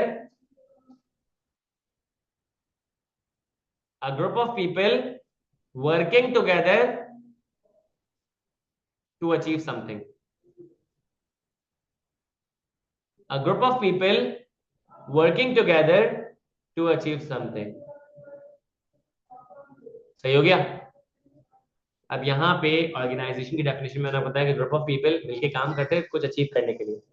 अब यहाँ पे हम लोग क्या ग्रुप ऑफ पीपल हैं? आंसर इज यस, हम ग्रुप ऑफ पीपल हैं, सही है। हम क्या मिलके काम कर रहे हैं? बिल्कुल कर रहे हैं, सही है। हमारा एक पर्पस है जी, हमें पीआरसी 5 पास करना है, हमें सीए में आगे की तरफ जाना है, ठीक है, हमें बिजनेस को समझना है, तो हमारे कोई ना कोई टारगेट्स ऑब्जेक्टिव्स है। तो we are group of people, yes we are working together and yes we want to achieve something, we are organisation, ठीक है। तो यहां पे अगर लेट सपोज आपके पास ग्रुप ऑफ पीपल तो हो, लेकिन वो मिलके काम नहीं कर रहे हो, तो वो क्राउड कहलाएगा, वो ऑर्गेनाइजेशन नहीं कहलाएगी। सही है, हम मिलके तो काम कर रहे हैं लेकिन हमारा कोई ऑब्जेक्टिव नहीं है। सही, हमारा कोई ऑब्जेक्टिव नहीं है, तो हम शायद एक अनऑफिशियल ग्रुप कहला सकते हैं, या हम जो है ना फ्रेंड्स कहला सकते हैं, या हम कंपेनियंस कहला सकते हैं, ऑर्गेनाइजेशन नहीं कहलाएंगे, क्योंकि पर्पस नहीं है। सब दोस्त मिलके बैठते तफरियां करते घर चले जाते हैं, तो उनका कोई ऑफिशियल पर्पस नहीं था, उनके माइंड में क्लैरिटी नहीं थी कि पर्पस क्या होना चाहिए। सही, तो group of people working together to achieve something. अभी टू अचीव समथिंग है ना, ये आपको डेफिनेशन देगा बिजनेस की। A group of people working together to earn profits, तो क्या हो जाएगा, business organisation. A group of people working together to educate people, educational organization। A group of people working together to promote technology, technological organization। A group of people working together to collect donations and do charities, तो क्या होगा, charitable organisation. तो इसका मतलब ये है कि sir वो जो डिफाइन करे ना समथिंग टू अचीव समथिंग, अगर आप उसको स्पेसिफाई कर दो तो आपके पास वो ऑर्गेनाइजेशन बन जाएगी। तो बिजनेस क्या एक ऑर्गेनाइजेशन है, तो ऑर्गेनाइजेशन एक ब्रॉड कैटेगरी है, बिजनेस उसका पार्ट एंड पार्सल है। अगर मैं आपसे पूछूं टाइप्स ऑफ ऑर्गेनाइजेशन तो कितनी होती है, आप जवाब नहीं दे पाओगे। कोई बोलेगा 10, कोई बोलेगा 20, मैं बोलूंगा 20 तो शायद नाम भी बता दोगे 20 के, लेकिन कोई ऐसी 21वीं ऑर्गेनाइजेशन होगी जो तुम छोड़ दोगे। तो हमेशा तुमने अगर चीजों को डिवाइड करना है ना, दोस्तों में डिवाइड किया करो पर्सपेक्टिव से। अभी तुम क्या पढ़ रहे हो, बिजनेस, तो दो ऑर्गेनाइजेशन है, बिजनेस ऑर्गेनाइजेशन और नॉन बिजनेस ऑर्गेनाइजेशन। अगर तुम एजुकेशन पढ़ रहे होते तो क्या बोलते हैं, educational organisation, non educational organisation. ये वही वाली बात है ना। लेट सपोज आपसे कोई पूछेगा कि भाई आप कौन हो, आप बोलोगे मुसलमान, तुम लोग आप कौन नहीं हो, मैं जो है वो हिंदू नहीं हूं, मैं सिख नहीं हूं, मैं जो है वो पारसी नहीं हूं, मैं क्रिश्चियन नहीं हूं, मैं ज्विश नहीं हूं, सीधा से बोलो मैं नॉन मुस्लिम नहीं हूं। सही है। अगर आपसे कोई पूछेगा आपको कौन सी लैंग्वेज आती है, तो आप बोलोगे उर्दू। आपको कौन सी, मुझे स्पेनिश नहीं आती है, मुझे चाइनीज नहीं आती है, मुझे सीधा सीधा बोलोगे भाई मुझे नॉन उर्दू लैंग्वेजेस नहीं आती। सही है। तो यहाँ पे आप क्या कर सकते हो, कैटेगराइज कर सकते हो टू अपने परस्पेक्टिव से देखो। बिजनेस बड़े business organisation, non business organisation. तो अब business is an organisation that strives. Word क्या है, स्ट्राइव। एक और मुश्किल वर्ड है, स्ट्राइव का मतलब क्या होता है, यस, हार्ड वर्क करना, एफर्ट्स करना, मेहनत करना। सही है, काम करना बेसिकली। तो स्ट्राइव का मतलब है एक बंदा मेहनत कर रहा है, एफर्ट्स कर रहा है, और बिजनेस के अंदर लोग मेहनत ही कर रहे होते हैं। सही है। फॉर प्रॉफिट, किस किस चीज की तरफ एफर्ट्स कर रहे हो, प्रॉफिट की तरफ। प्रॉफिट कैसे आता है, सर सिंपल है यार, आपने एक सेलिंग प्राइस सेट की हुई है, आपने उसमें से कॉस्ट माइनस कर दी, कॉस्ट सेलिंग प्राइस से कम होनी चाहिए, तो आपके पास जो बचेगा वो प्रॉफिट होगा। अगर कॉस्ट प्राइस ज्यादा होगी, सेलिंग प्राइस कम होगी, तो फिर लॉस हो जाएगा। सिंपल है। तो प्रॉफिट आ गया, तो स्ट्राइव करेंगे फॉर प्रॉफिट। और प्रॉफिट कैसे आता है, आप सेल क्या करोगे, या तो गुड्स या सर्विसेज, या दोनों। या तो गुड्स सेल करोगे, या सर्विसेज सेल करोगे, या दोनों सेल करोगे। ठीक है। आपने जो गुड्स सेल की, आपने उसको हासिल करने के लिए, उसको बनाने के लिए आपने कोई कॉस्ट इनकर की होगी, तो सेलिंग प्राइस आपकी कॉस्ट से ज्यादा होगी, तो आपको क्या हो जाएगा, गुड्स सेल करने से प्रॉफिट आ जाएगा। Same goes for services. तो गुड्स एंड सर्विसेज प्रोवाइड करोगे जो कि डिजायर किया जा रहा होगा। यहाँ पे एक और वर्ड आ गया, डिजायर। से डिजायर का मतलब तो समझ आता है, यहाँ पे कॉन्टेक्स्ट समझना है, बैकग्राउंड समझना है, सिचुएशन समझनी है। यहाँ पे डिजायर का मतलब नहीं समझना, मुझे मुझे इसका मकसद समझना है, यहाँ पे क्यों है डिजायर्ड बाय इट्स कस्टमर्स। अब देखो ये जो वर्ड है ना डिजायर, ये बता रहा है कि बिजनेस तभी बिजनेस कहलाएगा जब उसके गुड्स एंड सर्विसेज उस पर्टिकुलर मार्केट में डिजायर किए जा रहे हैं। अब यहाँ पे तुमने देखा होगा, खैर अब तो बॉयकॉट चल रहा है, और हैवीली हम लोगों ने बॉयकॉट को जो है वो करना है, फॉलो करना है। ठीक है। एक आपके पास बिजनेस है मैकडोनल्ड्स। सही है। मैकडोनल्ड्स पाकिस्तान में भी है, इंडिया में भी है, सही है, यूएस में भी है। ठीक है। इसके अलावा और मुल्कों में भी है, 3 मुल्क की एग्जाम्पल है। तो पाकिस्तान में जब मैकडोनल्ड्स चलता था तो सबसे ज्यादा क्या बिकता था उसमें, चिकन बर्गर। सही है, और फिश बर्गर, क्योंकि पाकिस्तान में हम लोग पैसे देके चिकन और फिश खा लेते हैं। सही है। सर बीफ बर्गर भी तो खाते हैं, लेकिन मैकडोनल्ड्स की स्पेशलाइजेशन नहीं थी तो वो नहीं सेल करते थे। सही है, ये 2 सेल कर देते थे।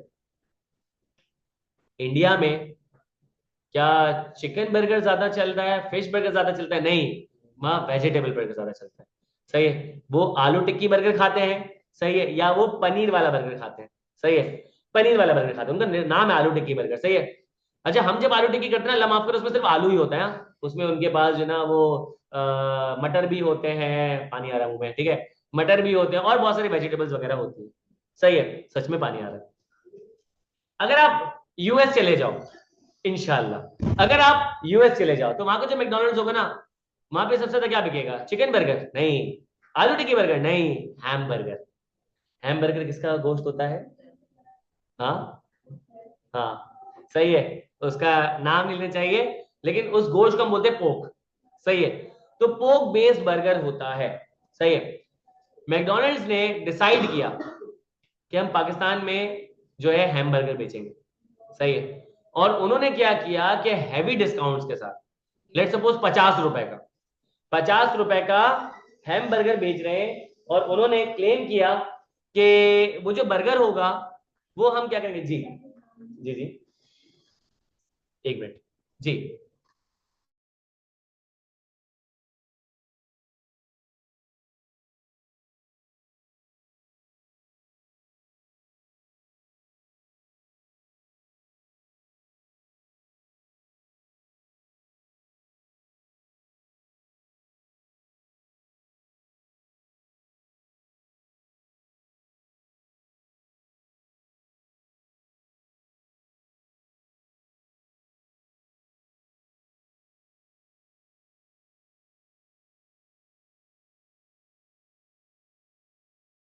ओके, तो यहाँ पे अगर वो आपको जो है बहुत सस्ता भी मिलेगा, और उन्होंने क्लेम किया कि आप आके देख भी सकते हो कि बड़े हाइजेनिक वे में हम ये बर्गर बना रहे हैं, तो क्या तुम खाओगे? नहीं। सही है। जिनको अवेयरनेस नहीं होगी, उनको नहीं पता होगा हैमबर्गर क्या होता है, शायद वो गलती से परचेज कर ले, लेकिन नहीं ज्यादा परचेज करेंगे। गलती से कितनी सेल हो जाएगी? 10% हो जाएगी। क्या बिजनेस 10% की सेल्स पे चलता है? नहीं सर, उसको 100% सेल चाहिए। सही है। तो वो नहीं चलेगा। क्यों? क्योंकि इसमें हमारे रिलीजियस सेंटिमेंट्स जुड़े हुए हैं, हम वो बर्गर परचेज नहीं करेंगे। अच्छा सर, माइनॉरिटी परचेज कर लेगा। माइनॉरिटी जो है ना, पता है कौन सी चीजें खाता है जो कि मेजोरिटी खाती है? मेजोरिटी के लिए क्या होता है? वो रिलीजियस सेंटिमेंट्स होते हैं, और माइनॉरिटी के लिए हाइजीन फैक्टर बन जाता है। भाई देखो, यहाँ पे जितने भी क्रिश्चियंस हैं, या जितने भी हिंदू हैं, या जितने भी सिख कम्युनिटी है, सही है, वो क्या करती है हमारे साथ रह रहे के ना, जो हमारा लाइफस्टाइल होता है कि घर में दाल चावल बनता है, सही है, सब्जियां बनती है, गोश्त वगैरह बनता है, तो वो भी ऐसे ही घर पे चीजें बना रहे होते हैं। बाहर भी वो चीजें खाते हैं जो कि हम लोग खा रहे होते हैं, तो उनका कोई रिलीजियस मसला नहीं है, हाइजीन फैक्टर है। वो कहते हैं कि यार हमने कभी हैम खाया नहीं है, हमें हैम खाने की जरूरत नहीं है, तो हम इसको परचेज भी नहीं करेंगे। तो ना माइनॉरिटी परचेज करी ना मेजोरिटी परचेज कर रही है, तो उसका मतलब है कि वो प्रोडक्ट डिजायर नहीं किया जा रहा। और do have to say about कि अगर लेट सपोज यहाँ का बीफ बर्गर इंडिया में जाके बेचो तो क्या हो? सही है। उसी बिजनेस को जलाएंगे और उसी में बर्गर बना रहे होंगे। ठीक है। तो इसका मतलब ये है कि वहां पे वो डिजायर नहीं किया जाता, क्योंकि उनके रिलीजियस सेंटिमेंट्स जुड़े हुए उस चीज से, तो वो कभी भी परचेज नहीं करेंगे, वो बर्दाश्त नहीं करेंगे। डिजायर वाली बात समझ आ गई? Bye its customers. मैंने अभी तुमसे शुरू में बात की थी कि पर्सनल लाइफ प्रोफेशनल लाइफ में कोई फर्क नहीं होता, हमारा बिजनेस हर वक्त चल रहा होता है। इस डेफिनेशन में ओनर का जिक्र नहीं है, कस्टमर का जिक्र है। समझ आए सिग्निफिकेंस? इसका मतलब क्या है कि कस्टमर की बहुत ज्यादा सिग्निफिकेंस है बिजनेस के अंदर। तो क्या कस्टमर को वैल्यू किया जाता है? नहीं, सिग्निफिकेंस ये है कि आपसे पैसे लिए जाते हैं। तुम लोग सोचो हाँ मैं तो कस्टमर हूँ बेहतरीन, मेरी वैल्यू होगी। नहीं, वैल्यू नहीं है। क्या है? इंपॉर्टेंस है। सब फर्क क्या है? इंपॉर्टेंस ये है कि उनको तुमसे पैसे चाहिए। यस, यस, जरूरत है। सही है। वैल्यू नहीं है, सिग्निफिकेंस है, इंपॉर्टेंस है, नीड है। सही है। कस्टमर बात समझ आ गई? तो आपके पास डेफिनेशन पूरी हो चुकी है। A business is an organisation, a business is a group of people. ये ग्रुप ऑफ पीपल मिलकर स्ट्राइव करते हैं किस चीज के लिए? प्रॉफिट की तरफ। क्या क्या करते हैं? गुड्स एंड सर्विसेज डिलीवर करते हैं। उस गुड्स एंड सर्विस को डिलीवर करने के लिए वो पैसे लेते हैं। तो जो डिलीवर करने के लिए उन्होंने कॉस्ट इनकर की, और जो पैसे लिए, उन दोनों में फर्क होगा। अगर आपके पास जो पैसे आ रहे हैं वो आपकी डिलीवरिंग कॉस्ट से ज्यादा है, तो आपको प्रॉफिट हो जाएगा। और वो कौन परचेज करेगा? जो कि उन गुड्स एंड सर्विस को डिजायर कर रहा होगा, वो कहलाएगा आपका customer. This is called business. Definition समझ आ गई? कोई मसला है यहाँ पे डेफिनेशन की? अच्छा, दो मासूमाना सवाल। हमने एक फॉर्म ऑफ बिजनेस ओनरशिप का नाम अभी डिस्कस किया, सोल प्रोप्राइटरशिप। अगर सोल प्रोप्राइटरशिप जो है एक बिजनेस है, और उसमें एक सिंगल ओनर अपने बिजनेस को ओन और ऑपरेट कर रहा होता है, तो अब बिजनेस इज एन ऑर्गेनाइजेशन। तो सोल प्रोप्राइटरशिप में तो एक ही बिजनेस बंदा बिजनेस चला रहा है, तो सोल प्रोप्राइटरशिप पहली बात है ऑर्गेनाइजेशन है या नहीं है? और अगर वो ऑर्गेनाइजेशन नहीं है, तो क्या सोल प्रोप्राइटरशिप बिजनेस है या नहीं है? क्योंकि ऑर्गेनाइजेशन तो बिजनेस की डेफिनेशन का पार्ट है। जी आंसर क्या, इस पे कमेंट करना चाहोगे कि सोल प्रोप्राइटरशिप ऑर्गेनाइजेशन है या नहीं है? अगर है तो चलो सही है, अगर नहीं है तो क्या वो बिजनेस है या नहीं है? जी। ऑर्गेनाइजेशन नहीं है, बिजनेस है। चलो एक कमेंट आया, बट अगर ऑर्गेनाइजेशन नहीं है तो बिजनेस की डेफिनेशन पूरी हो गई, पूरी नहीं हुई, डेफिनेशन तो पूरी करनी है। सर ऑर्गेनाइजेशन भी है ना एक तरह कैसे है, गुड बताओ कैसे। सर ओन जो कर रहा है वो एक सिंगल आइडेंटिटी कर रहा है, लेकिन उसमें मल्टीपल लोग तो जुड़े होंगे ना। कैसे? मल्टीपल लोग को हायर करता है डिफरेंट काम करने के लिए। वेरी गुड, धन्य, इंटेलिजेंट लोग हैं माशाल्लाह तुम लोग। बिल्कुल सही बात है। यहाँ पे ग्रुप ऑफ पीपल का मतलब ये नहीं है कि ओनर या जो ओनर के साथ एम्प्लॉय काम करे, भाई सोल प्रोप्राइटरशिप है, वो अकेला बिजनेस कर रहा है, उसके एम्प्लॉइज नहीं है, लेकिन वो बिजनेस जिसके साथ कर रहा है वो भी तो बिजनेस का पार्ट है। जिस एरिया में बिजनेस कर रहा है, जो लोकल कम्युनिटी है, वो भी बिजनेस का पार्ट है। तुम लोगों ने अक्सर देखा होगा जो फ्राइज का ठेला होता है ना, सही है, अक्सर फ्राइज का ठेला पठान लगाते हैं, उनका बिजनेस, उनकी एक्सपर्टीज है। जो ठेला लगा होगा ना, उसकी जो पीछे बिजनेस होगा ना, वो भी कोई ना कोई पठान रन कर रहा होगा, क्योंकि इलेक्ट्रिसिटी उसने ली हुई होगी उससे, सही, इलेक्ट्रिसिटी ली होगी, उसको रेंट पे करेगा ना। तो इसका मतलब ये है कि यहाँ पे फ्राइज का ठेला लगता ही नहीं कि अगर उसका नेबर उसको अलाउ नहीं करता तो बिजनेस ही नहीं होता। तो लोकल कम्युनिटी है, वो भी आपका स्टेक होल्डर है, वो भी आपका ऑर्गेनाइजेशन का पार्ट है। ये जो फ्राइज का कार्ड लगाया हुआ है, तो आलू कहीं ना कहीं से परचेज करता होगा, ऑयल कहीं ना कहीं से परचेज करता होगा, जो सारी क्रॉकरी कटलरी वगैरह लेकर आया है वो कहीं ना कहीं से परचेज करता होगा, तो सप्लायर, सही है। फिर वो गवर्नमेंट वाले आते हैं, कहते हैं कि परमिशन नहीं है, तो आपसे कुछ वो लेते हैं, रजिस्ट्रेशन फीस लेते हैं जो ऑफिशियल होती है चलो, तो वो बेसिकली आप लोगों से ले रहे होते हैं, तो वो क्या है, वो भी आपके सप्लायर्स हैं, वो भी आपके, सॉरी वो है ऑर्गेनाइजेशन का पार्ट है। फिर अगर लेट सपोज आपको बिजनेस में पैसों की जरूरत पड़ती है, आपके पास खुद से तो पैसे मौजूद नहीं होते, आप उधार वगैरह नहीं लेते, लेंडर्स, तो एम्प्लॉइज, ओनर खुद, customer, supplier, government, lender, local community, competitors, ये सब क्या है, ये ऑर्गेनाइजेशन का पार्ट है, ये सब मिलकर एफर्ट्स कर रहे होते हैं। फिर देखो ना, अगर आपका एक एम्प्लॉय है, अगर वो आपके प्रॉफिट्स की तरफ स्ट्राइव नहीं करेगा तो आप उसको रखोगे नहीं, रखोगे। भाई कि एम्प्लॉय छुट्टियां बहुत करता है, टाइम पे नहीं आता, जल्दी चले जाता है, तो बहाने बहुत कराता है, प्रोडक्टिविटी नहीं है, नमाज पढ़ने जाता है तो तरावी पढ़कर आता है, दोपहर को कौन तरावी पढ़ता है, हमारा एम्प्लॉय पढ़ता है, सही है। इसके अलावा वो खाना खाने जाता है तो जैसे लगता है कि 30 दिन का खाना एक साथ खाकर आ जाएगा। तो ऐसे एम्प्लॉय को आप क्या करोगे, बिजनेस में नहीं रखोगे। एक एम्प्लॉय है, पप्पू बाल बनाकर आता है, सुबह जल्दी आ जाता है, शाम में लेट जाता है, प्रोडक्टिविटी उसकी बहुत अच्छी है, परफॉर्मेंस उसकी बहुत अच्छी है, तो आप उसको बिजनेस में रखो, क्योंकि वो स्ट्राइव कर रहे हैं टुवर्ड्स प्रॉफिट। एक सप्लायर है, आपको क्रेडिट पे सामान बेच रहा है, आपको क्वांटिटीज ऑफर कर रहा है, क्वालिटी ऑफर कर रहा है, डिस्काउंट वगैरह दे रहा है, तो आप वो सप्लायर रखोगे, ना कि वो सप्लायर रखोगे जो कि आपको क्वांटिटी प्रोवाइड नहीं करता, उसके पास क्वांटिटीज अवेलेबल नहीं होती है, क्वालिटी इंफीरियर होती है, डिस्काउंट नहीं देता, क्रेडिट वगैरह पे सामान नहीं सेल कर रहा होता। सही है, बात समझ आ रही है। दूसरा सवाल कि कस्टमर्स कितने टाइप के होते हैं जी, कस्टमर्स कितने टाइप के होते हैं, सोचो ऐसे अंदाज है, अगर कोई पता है इसके बारे में, कुछ आइडिया, ऑनलाइन स्टूडेंट्स आप भी जवाब दे सकते हो। कस्टमर होते हैं, मुबश्शिर कह रहे हैं, दो, वेरी गुड, कैसे, दो टाइप के कस्टमर्स होते हैं, वो अलग है, गुड, उस पर बात करूंगा। तो अगला सवाल है मेरा, ऑनलाइन ऑन साइट, यार ये कैटेगरी ना बहुत स्पेसिफिक है, मैं ब्रॉड कैटेगरी की बात कर रहा हूँ, ये बहुत स्पेसिफिक है। कस्टमर दो किस्म के होते हैं, एक होता है कंज्यूमर, एक होता है बिजनेस, एक होता है कंज्यूमर, एक होता है बिजनेस। ये cash credit online on site नहीं, ये बहुत स्पेसिफिक है भाई। आपके पास एक होता है बिजनेस और एक होता है कंज्यूमर, पहले समझाता हूं फिर इनके सवाल के जवाब दे देता हूं, सही है।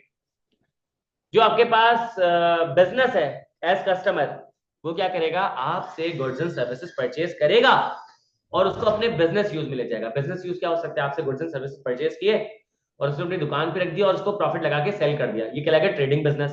बिजनेस पर्पस था, अचीव हो गया।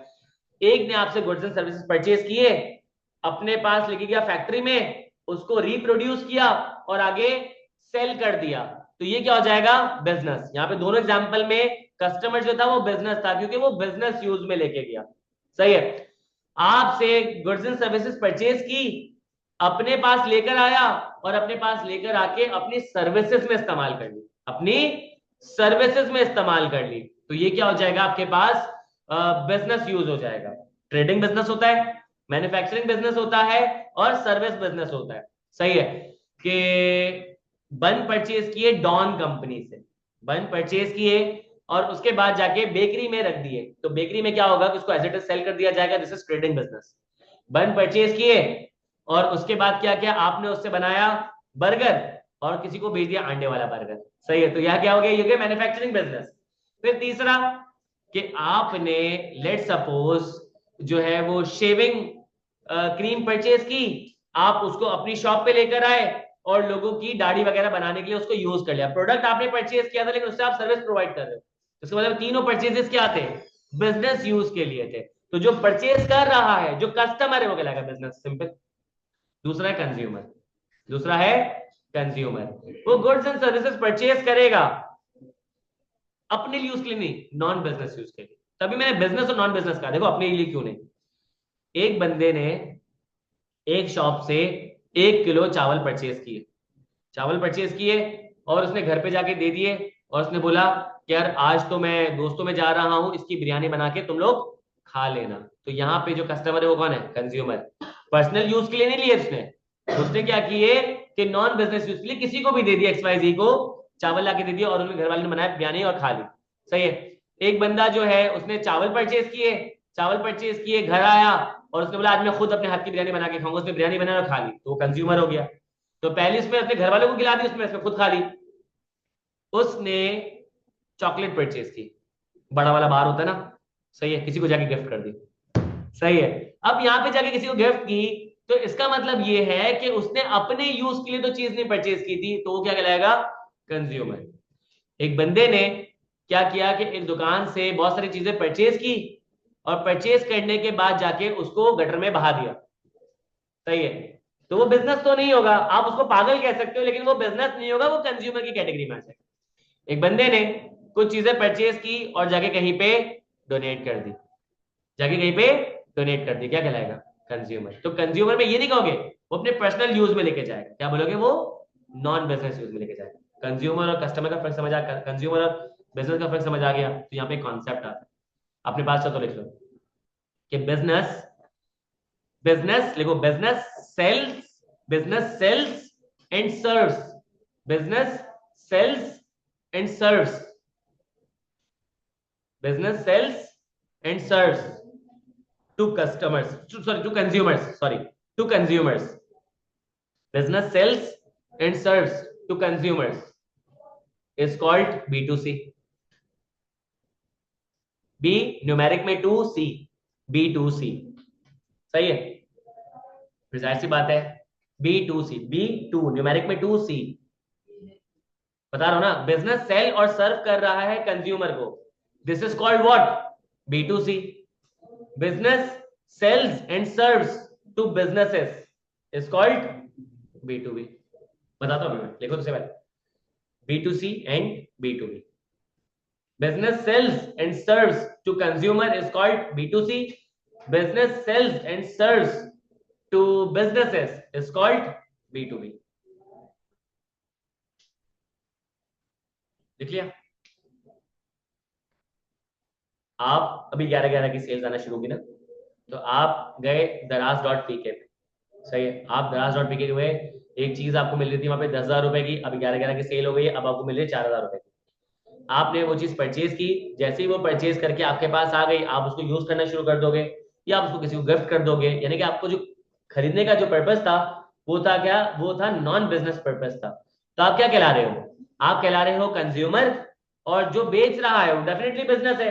तो this is called what, B2C। जब बिजनेस सेल और सर्व करता है कंज्यूमर को, this term is called B2C। Sir इसको B2C क्यों कहते हैं, क्योंकि कुछ बिजनेस मॉडल्स चलते हैं B2C पे, यानी कि उनका जो कंज्यूमर होता है, वो जिनका कस्टमर होता है वो कंज्यूमर होता है, जिनका कस्टमर होता है वो कंज्यूमर होता है।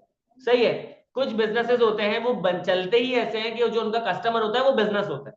एक वेबसाइट है अली बाबा, सही है, अली बाबा पे कोई बंदा गया और वहां पे वो कह रहा है कि यार मुझे बारबेक्यू करनी है तो कुछ कोल परचेज कर लेता हूँ। तो वहां पे लिखेगा कोल डीलर्स, तो उसके बाद लिस्ट आ जाएगी, वो पहले पे क्लिक करेगा, वो देखेगा कि आपके पास मिनिमम क्वांटिटी क्या लिखी हुई आ रही है, 5 किलो, नहीं, वहां पे लिखा होगा 100 मैट्रिक टन। एक मैट्रिक टन में पता कितना होता है, एक मैट्रिक टन में होता है 1,000 किलो। 100 मैट्रिक टन का मतलब कितना, 1,00,000 किलो। तो सर कोई अपनी नस्लों की थोड़ी बारबेक्यू करनी है कि मैं कोल छोड़ के चले गया तो नस्लें की नस्लें क्या करते रहेंगे उस पे बारबेक्यू करते रहेगी, नहीं आपको तो 5 किलो कोल परचेज करना है। तो Alibaba is not for you, Alibaba is not for you. वो किनके लिए कि मैं काम करता था लकी कमोडिटीज में, तो हम हमारे हमारे जो कस्टमर होते थे बिजनेसेस होते थे, तो we use to call different steel mills कि सर वो आप लोगों को कोल की नीड होती है ना अपनी प्लांट को चलाने के लिए, उसको फ्यूल करने के लिए, तो आप कितना कोल परचेज करना चाहोगे। वो हमें कहते थे कितना, वो कहते थे 1000 metric tonne, 100 metric tonne. 1000 metric tonne का मतलब क्या है, 10 लाख किलो वो परचेज करते थे। सही है। तो यहाँ पे लकी कमोडिटीज किसको डील करा है, बिजनेसेस को। मैं थोड़ी बोलूंगा, आपने किसी को फोन किया, हाँ बेटा तुम्हारे घर पे गाय की कुर्बानी हुई है, एक काम करो मुझसे ना 10 किलो कोल परचेज कर लो, ऐसे थोड़ी होगा। वहां पे क्या होगा, हम डील करेंगे बिजनेसेस से। तो अली बाबा एग्जांपल है बी टू बी की, और दराज एग्जांपल है बी टू सी की। अली बाबा ने जब बी टू बी स्टार्ट किया, दे रियलाइज्ड कि हम बिजनेसेस को टारगेट करें, हमें कंज्यूमर को भी टारगेट करना चाहिए। उन्होंने क्या खोला, अली एक्सप्रेस। उन्होंने कहा अली एक्सप्रेस। तो हम लोग अली एक्सप्रेस से चीजें परचेज करते हैं, आप लोगों ने परचेज करते हुए देखा होगा लोगों को। वो क्यों परचेज कर पाते हैं, क्योंकि वो कंज्यूमर से डील करते हैं। फूड पांडा क्या है, बी टू सी। सही है। मैं पूरे खानदान के लिए खाना थोड़ी मंगाता, मैं अपने लिए खाना मंगाता हूँ, वो भी थोड़ा बहुत ही मंगा सकता हूँ, पैसे कम होते हैं। सही है, उधार लेकर। तो इसका मतलब ये है कि मैं जो खाना मंगा रहा हूँ अपनी कंजम्पशन के लिए मंगा रहा हूँ, तो it's B to C, it's B to C. बहुत सारे बिजनेस मॉडल्स होते हैं बी टू सी पे चल रहे होते हैं, कुछ बहुत सारे बिजनेस मॉडल्स होते हैं वो बी टू बी पे। या स्कूल ऑफ फाइनेंस है, या आप लोगों को जो कोर्स प्रोवाइड कर रहा है, आप कंज्यूमर्स हो, आप लोगों को प्रोवाइड कर रहा है। लेट्स सपोज अगर हम कॉर्पोरेट ट्रेनिंग स्टार्ट कर दें, हम सारे फैसले पे जाएंगे बिजनेस को, बोले आप अपने 20 एम्प्लॉइज को हमारे पास रजिस्टर करवा दें, हम इनको फला कोर्स करवा देंगे। अगर वो रजिस्टर करवा देते हैं तो ये क्या कहलाएगा, मॉडल बी टू बी, क्योंकि उनके एम्प्लॉइज ट्रेन हो जाएंगे उस चीज में, तो वो बिजनेस में ज्यादा बेहतर तरीके से फैसिलिटेट करेंगे। B to be. देन बात समझ आ गई है। तो with this I conclude my today's class. I hope आपको चीजें समझ आई होंगी। अगर नहीं समझ आई तो कोई मसला नहीं है, मैं फिर समझा दूंगा, टेंशन नहीं है। बस आप लोगों ने क्या करना है, आपने सुकून से पढ़ना है और पढ़ना है, पढ़ना है, ये बहुत जरूरी है। हर काम सुकून से, पीस ऑफ माइंड के साथ, काम और कंपोज होके करोगे तो काम भी हो जाएगा, और ये जो दिमाग नामी मासूम चीज है ना, इसको भी जरा सुकून मिलेगा। हर चीज करने से कोई फायदा नहीं है। जस्ट बी रिलैक्स्ड, सुकून से पढ़ो, इंशाल्लाह पीआरसी भी पास हो जाएगा, इंशाल्लाह कैप सीपैप एमएससी भी पास हो जाएगा, चार्टर्ड अकाउंटेंट भी बन जाओगे। डिफिकल्टीज तो आती ही है। क्या के इलेक्ट्रिक तुम्हारे साथ बहुत अच्छे से बिहेव करता है, क्या पीटीसीएल यूफोन अच्छे से बिहेव करता है, नहीं सर। सर ये जो लोकल बिजनेसेस है क्या हम अच्छे से ट्रीट करते हैं, नहीं। फिर कुछ ऑर्गेनाइजेशन है, मैं नाम नहीं ले सकता, कैमरा खुला हुआ है, क्या वो अच्छे से आपको ट्रीट करती है, नहीं। तो सर हमें तो कोई भी अच्छे से ट्रीट नहीं कर रहा। अगर सीए तुम्हें बुरे तरीके से ट्रीट कर रहा है तो मसला क्या है, at the end of the day इसमें रिवॉर्ड तो है, बाकी चीजों में रिवॉर्ड है। कि कल को के इलेक्ट्रिक आया बोलेगा तुम्हारे साथ बड़ा ज्यादती की है, एक काम करो 10 लाख रुपए ले लो, क्या करेगा ऐसा, नहीं सर ये तो ख्वाब भी नहीं आता मुझे। देखो तो ना, ख्वाब में इम्पॉसिबल चीजें आती हैं, ये वो चीजें जो ख्वाब के लिए भी इम्पॉसिबल है। तो आप फिर भी क्या करो, जिंदा हो ना, कि अल्लाह माफ करे कि कल को पंखे से लटका लिया गया कि इलेक्ट्रिक ने मेरे साथ ज्यादती की, नहीं ना। We don't do that. सही है। पॉजिटिव माइंडसेट के साथ पढ़ोगे तो सुकून में पढ़ोगे। और मैंने क्या कहा था, ओरिएंटेशन किस किसने अटेंड की थी, ओरिएंटेशन में फुल जज्बाती हुआ था मैं। तो जिन्होंने ओरिएंटेशन नहीं देखी उन्होंने मेरे जज्बाती वालेपन को नहीं देखा था, कि यार कमिटमेंट होनी चाहिए सिर्फ चार्टर्ड अकाउंटेंसी से, और टू बी ऑनेस्ट कमिटमेंट होनी चाहिए अपने आप से, सिर्फ अपने आप से। फोकस तुम्हारा कहीं पे भी नहीं होना चाहिए। चार्टर्ड अकाउंटेंसी इतना स्पीड में जाएगा ना, अल्लाह ना करे अगर आप में से किसी एक ने भी अपनी अपनी फोकस को डाइवर्ट किया ना, मुझसे लिखवा के चले जाओ। सीए अगर होगा, अगर होगा, अगर क्यों, क्योंकि जैसे अक्सर लोग सीए छोड़ देते हैं, अगर होगा ना तो 3 साल डिलेड, मुझसे लिखवा लो। और अगर अगर डिस्ट्रैक्टेड होके तुम लोगों ने फर्स्ट अटेम्प्ट में सीए करवा लिया ना, तो मुझमें कोई पेनल्टी चार्ज कर लेना, सस्ती करना, मैं बहुत ज्यादा अमीर नहीं हूँ, कोई 10-12 हज़ार रुपए कर लेना, वो मैं दे दूंगा तुम लोगों को। अगर तुम लोगों ने रिलेशन वगैरह में रहकर या डिस्ट्रैक्टेड रहकर या और चीजों को प्रायोरिटाइज करके अगर तुम लोगों ने फर्स्ट अटेम्प्ट में सीए कर लेना, तो आके मुझसे कोई भी पैसे चार्ज कर लेना, लेकिन इन चीजों की तरफ मत पड़ना, क्योंकि डिस्ट्रैक्शंस नहीं करके बिना 3 साल सीए डिले कर देंगे। कितने साल का है, 5.5 साल का, 8.5 साल का हो जाए तो फिर लोग बोलते हैं यार सीए जो है वो मुश्किल, सीए मुश्किल है, लेकिन उसकी मुश्किलात ने तुम्हारा सीए जो ड्यूरेशन नहीं बढ़ाया था, अपनी खुद की हरकतों ने बढ़ाया था। I wish you best of luck. मुझे लगता है आप लोग इतने मेच्योर, इतने समझदार हो कि आपको इंशाल्लाह फायदा हो जाएगा। असदुल्ला कह रहे हैं सर शॉर्ट में रीडिंग टिप्स बता दे। असदुल्ला इंशाल्लाह नेक्स्ट क्लास में बेफिक्र हो जाओ, ये तो मैं तुम लोगों को इतनी बार बताऊंगा ना, तुम लोग पक जाओगे, इरिटेट हो जाओगे, ठीक है। तुम लोगों का ये जो अटेम्प्ट है ना, तुम लोगों के लिए क्या बताई गई है, मई बताई गई ना, मैं तुम लोगों को मार्च अटेम्प्ट के लिए तैयार कर दूंगा। मैं तुम लोगों को मार्च अटेम्प्ट के लिए तैयार कर दूंगा, मार्च में जाके तुम लोग पेपर दे सकते हो। नहीं सर हमें तो मई में पेपर देना है, कोई मसला नहीं है, तुम मार्च में तैयार कर लो। इसके बाद यू फील लाइक कि नहीं मुझे तो फिर पढ़ना है, मैं मार्च अटेम्प्ट में पढ़ा रहा हूँ ना, उसमें आके बैठ जाना, कोई मना नहीं करेगा। सही है कि once a student always a student मेरे लिए। सही है, तुमने एक दफा पढ़ लिया, तुम्हें उसके बाद 10 बार पढ़ना है, you know where to come where to reach, तुम लोग आ जाना, मैं बता दूंगा, ठीक है। ख्याल रखिएगा, अल्लाह हाफिज। अब किसकी क्लास है?